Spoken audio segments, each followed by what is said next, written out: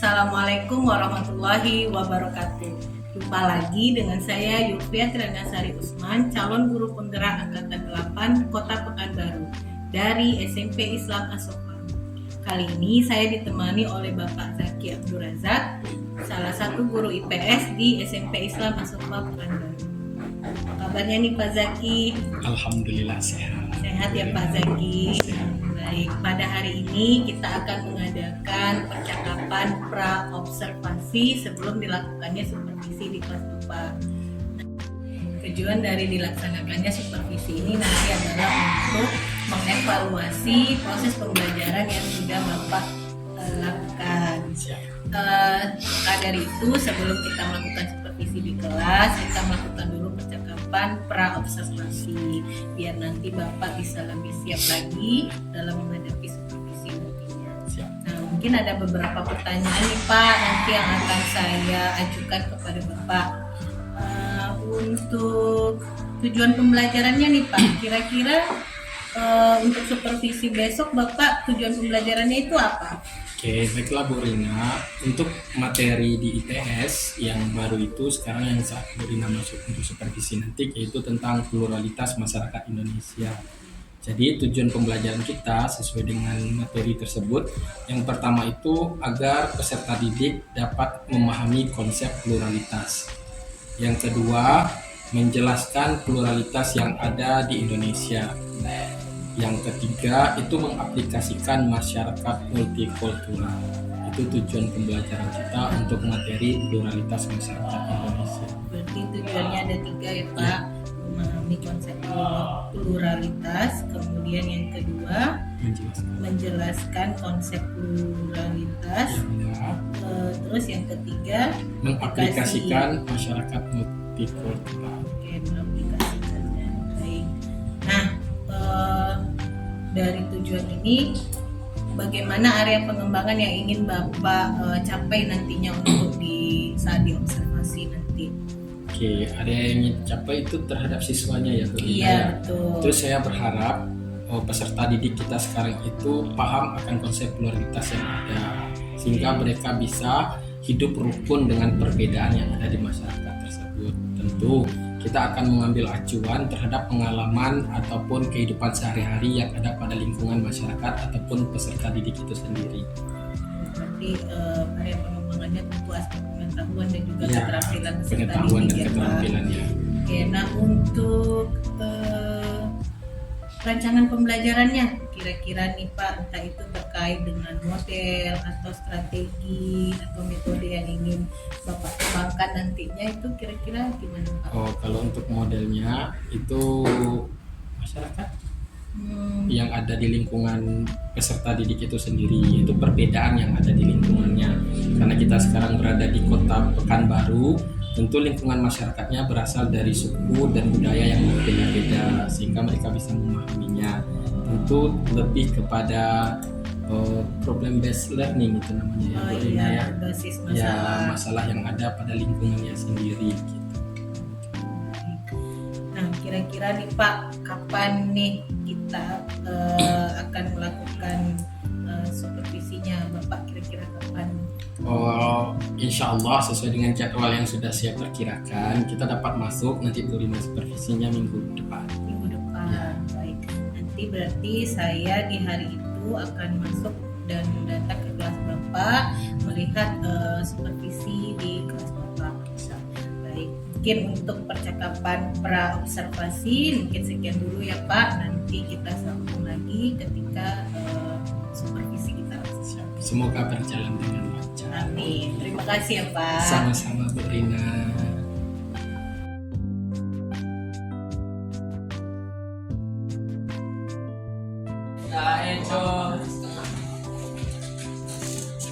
Doaan.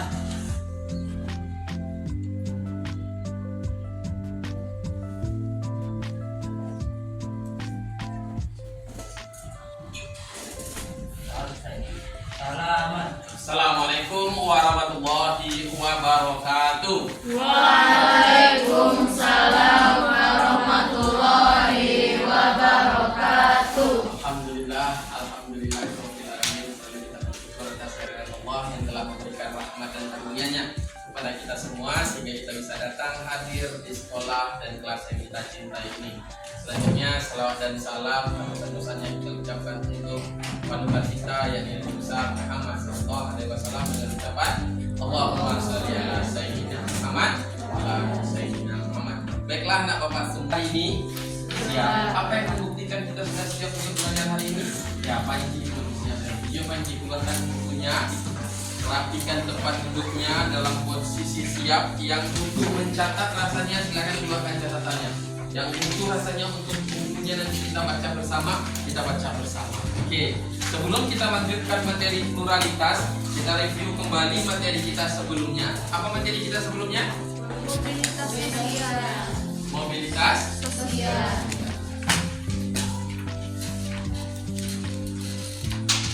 Siapa yang masih ingat apa itu mobilitas sosial?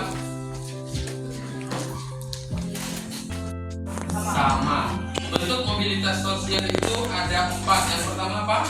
Mobilitas sosial horizontal. Horizontal itu apa pengertiannya?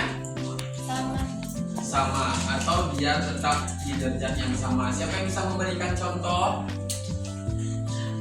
Oke, coba deh.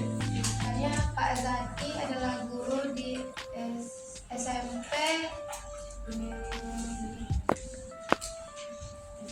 SMP 9. Oke. Lalu Pak Zaki pindah ke SMP Sarasofa Oke. dan jadi guru. Oke, jadi yang awalnya Bapak mengajar di SMP lain, pindah ke SMP Islam Asofa, tetap menjadi guru. Itu disebut dengan mobilitas horizontal.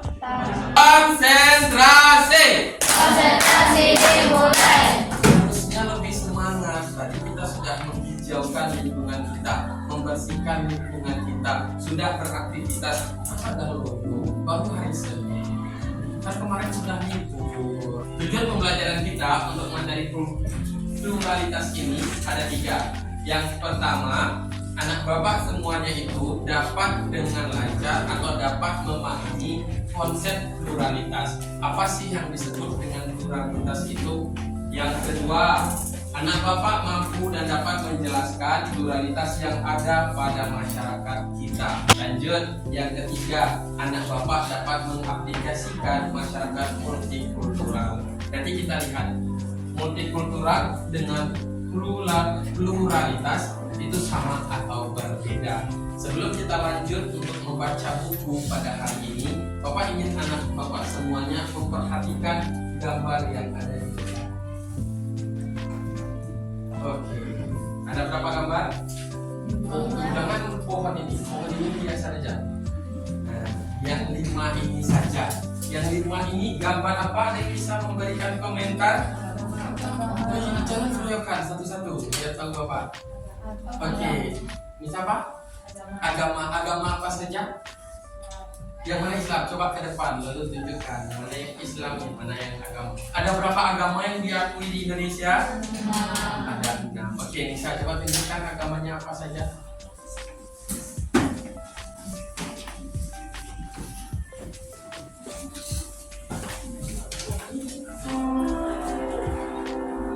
Ya, tunjukkan aja. Yang Islam yang mana? Lanjut gambar kedua menurut Nisa itu apa? Baca. Teman-teman semua, menurut saya gambar pertama itu ini. Ini adalah gambar Islam. Lanjut, yang lain. Ada yang tahu lagi? Nggak ada, cuma ini aja. Yang ada yang lain siapa? Coba tulis.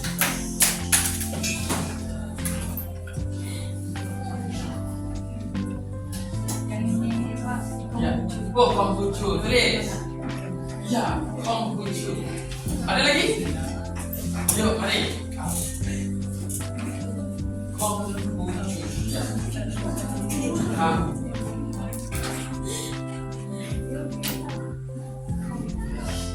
Oke, tulis. Ada lagi?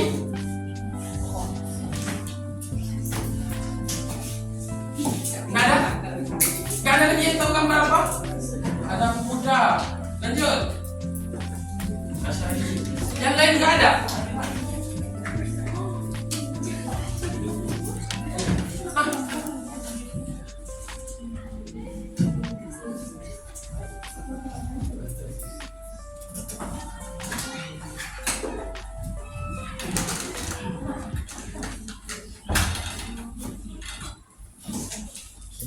Enggak, Bapak enggak. Bapak Muslim. Kristen Pak kan?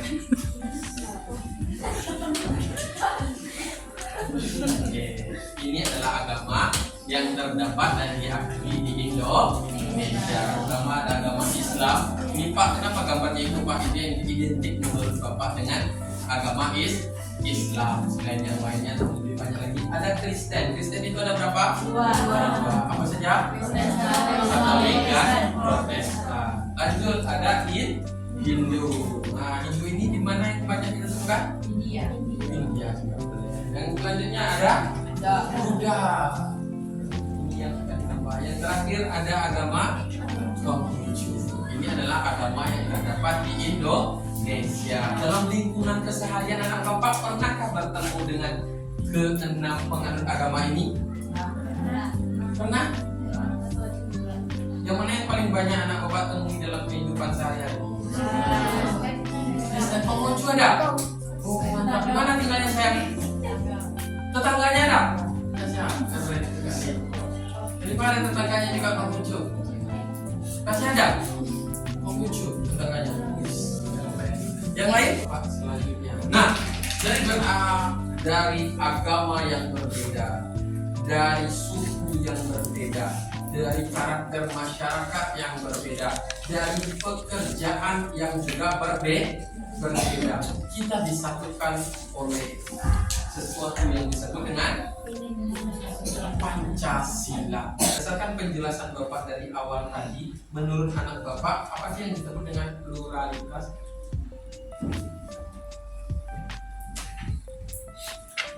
Oke, untuk lebih pahamnya, yuk sama-sama kita buka terlebih dahulu buku kita halaman 85.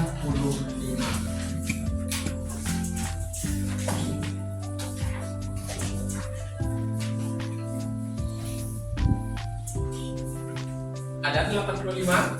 Oke, Bapak kasih waktu antum untuk membaca dan memahaminya selama 5 menit cukup. Oke, Bapak kasih waktu 5 menit untuk antum membaca dan memahami apa yang disebut dengan pluralitas.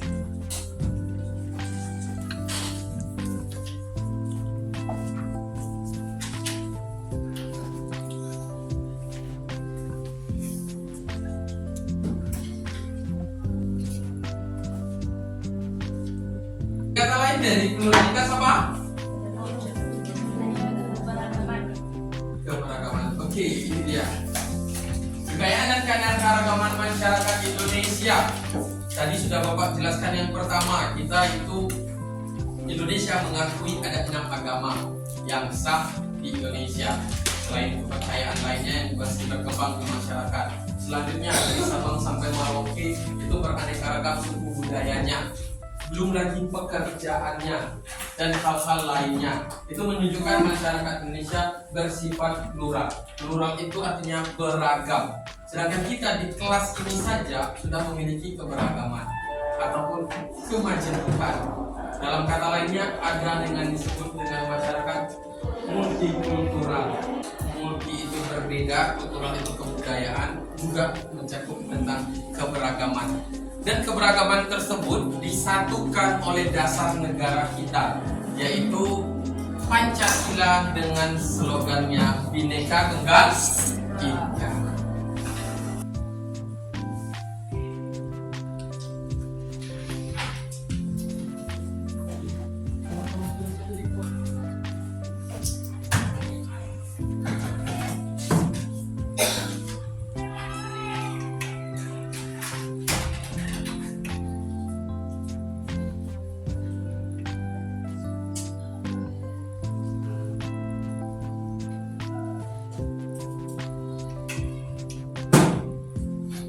Sudah? Jadi paham anak bapak apa itu pluralitas? Yaitu keberagaman yang ada pada masyarakat Indonesia. Jadi dengan keberagaman tersebut jangan menjadikan hal tersebut memecah belah kita. Kita harus menjadikan keberagaman tersebut menjadi pemersatu kita.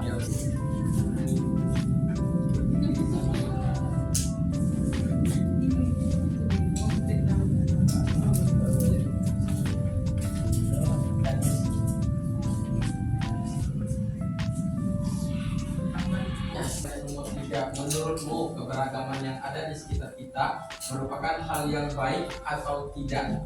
Berikan alasan dari jawabanmu. Oke, dia jawab. Baik, karena kita bisa tahu banyak keberagaman yang ada di Indonesia. Kita juga akan belajar adatnya bagaimana, bahasa adatnya bagaimana. Dengan adanya keberagaman yang ada di sekitar kita akan memiliki dampak yang positif. Dan juga kita akan belajar menghargai. Belajar ini untuk menghargai perbedaan. Mari kita beri aplaus untuk kita semua. Oke, insya Allah pada pertemuan selanjutnya akan Bapak periksa satu-satu jawaban dari antum tentang 3 pertanyaan ini. Kita sampai jam 9.30 antum akan siap-siap untuk istirahat. Sebelum kita siap-siap untuk istirahat, jadi apa itu pluralitas? Apa saja yang beragam di Indonesia? Budaya, suku, pekerjaan, rasnya. Jadi perbedaan tersebut bukanlah menjadi perpecahan yang ada di Indonesia, melainkan menjadi kesatuan yang mempersatukan rakyat Indonesia dengan menjunjung tinggi semboyan Bhinneka Tunggal Ika. Oke, sekian pembelajaran kita hari ini. Terlebih terkurang Bapak mohon maaf. Sebelum kita istirahat, silakan simpan semua bukunya yang ada di atas meja. Oke.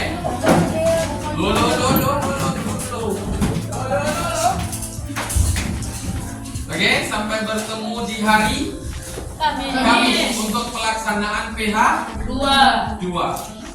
Lalu tugas tentang posternya, insya Allah hari ini akan Bapak tempel di belakang di maninya sebagai contoh. Oke.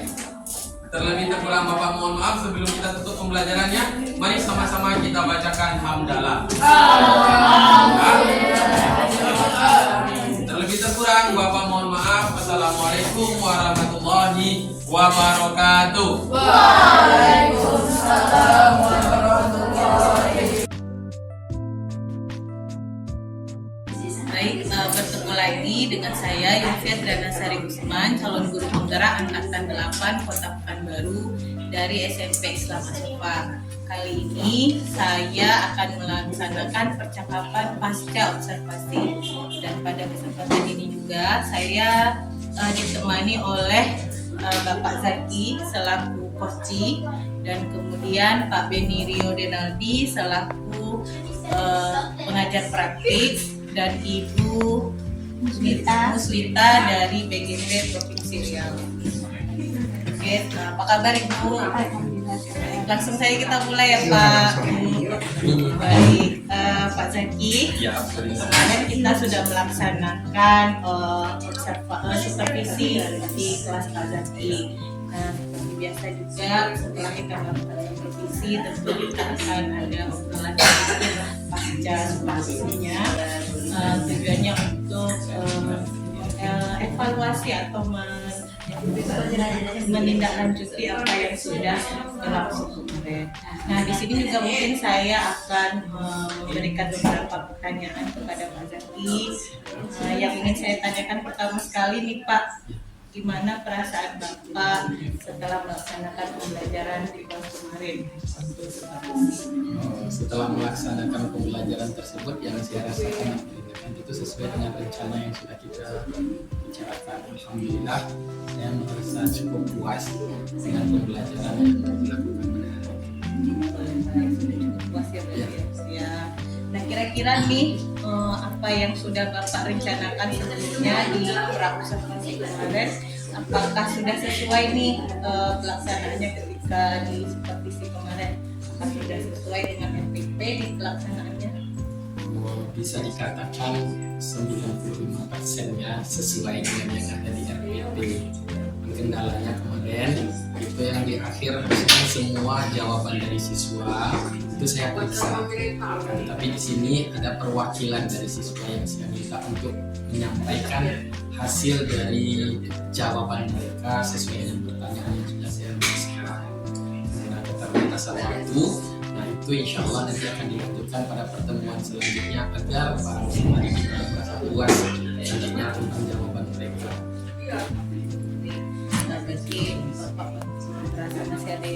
Ya. itu ya Pak ya. Nah kemudian Pak setelah kita melakukan proses pembelajaran kemarin, apakah menurut Bapak tujuan pembelajarannya sudah tercapai? Alhamdulillah. Ya, saya ingin tujuan pembelajaran kita kemarin itu kan agar peserta didik dapat mengetahui apa itu pluralitas. Nah, dari materi yang saya sampaikan, contoh yang diberikan, lalu kondisi masyarakat dan rumah mereka melihat perbedaan, dan menurut saya berdasarkan bukti yang mereka baca dan mereka jawab dari beberapa orang, itu sudah dapat menunjukkan apa itu yang disebut dengan pluralitas. Jadi sudah tercapai ya Pak ya. Nah ini juga Pak, menurut Bapak selama supervisi kemarin apa saja hal baik yang sudah berjalan dan apa saja hal yang perlu ditingkatkan lagi nih untuk ke depannya? Hal baik yang sudah berjalan waktu di kelas. Iya. Oh, alhamdulillah hal baiknya saya bisa merasakan antusias dari peserta didik untuk belajar. Karena sebelumnya ada beberapa games yang kami mainkan. Cuman perbaikan untuk kedepannya mungkin karena games tersebut ada bermain tepuk, jadi sedikit kebablasan waktunya. Karena anak-anak juga bahagia mungkin atau terlena mungkin dengan games tersebut, meskipun itu berkaitan dengan pembelajaran kita minggu ataupun pembelajaran sebelumnya, akan membuat waktunya di sana. Itu mungkin ya yang Diperbaiki. Jadi Pak, nah untuk kedepannya nih kira-kira strategi apa saja yang mau Bapak lakukan untuk kedepannya?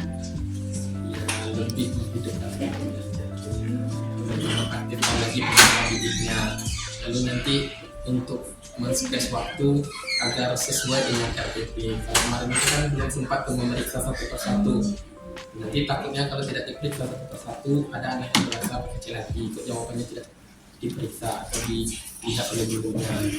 Jadi space waktunya sesuai dengan kondisi siswa. Kira-kira nih kapan Bapak akan melaksanakan strategi yang baru saya bilang? Ya, dalam keputusan saya insya Allah dalam pertemuan selanjutnya. Ya, di dalam pertemuan selanjutnya kita tuntaskan yang kemarin, lalu RPP-nya disesuaikan dengan pembelajaran. Allah Bapak lakukan. Ya.